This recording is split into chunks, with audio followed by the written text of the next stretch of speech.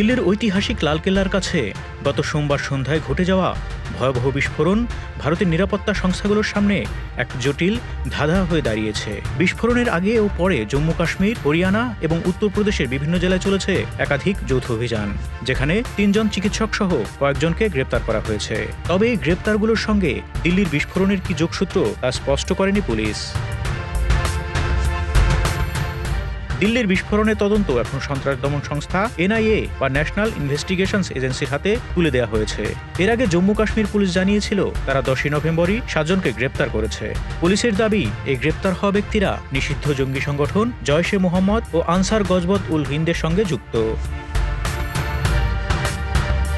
হামলার প্রধান পরিকল্পনাকারী হিসেবে অভিযুক্ত কাশ্মীরের পুলওয়ামার বাসিন্দা 34 বছর বয়সী চিকিৎসক ডাক্তার উমর নবী। বিস্ফোরণে যে সাদা হুন্দাই i20 গাড়িটি ধ্বংস হয়েছে সেটির চালক ছিলেন উমর। প্রাথমিক তদন্তে অনুমান করা হচ্ছে গাড়িটির সঙ্গে ফরিদাবাদের গ্রেপ্তার সন্দেহভাজনদের যোগাযোগ ছিল। তবে তার পরিবার এই অভিযোগে বিস্ময় প্রকাশ করেছে। ডাক্তার উমরের ভাবি মুজম্মিলা জানিয়েছেন গত শুক্রবারই তার সঙ্গে কথা হয়েছিল। এরপর হঠাৎ করেই পুলিশ উমরের শ্বশুরবাড়ি ও নিজ বাড়িতে অভিযান চালিয়ে উমর, তার স্বামী, শাশুড়ি ও দেবরকে তুলে নেয়। পরদিন নবীর বাবাকেও আটক করা হয়। অন্যদিকে উত্তরপ্রদেশের সাহারানপুর থেকে গ্রেপ্তার করা হয়েছে আরেক কাশ্মীরি চিকিৎসক ডাক্তার আদিল আহমেদকে।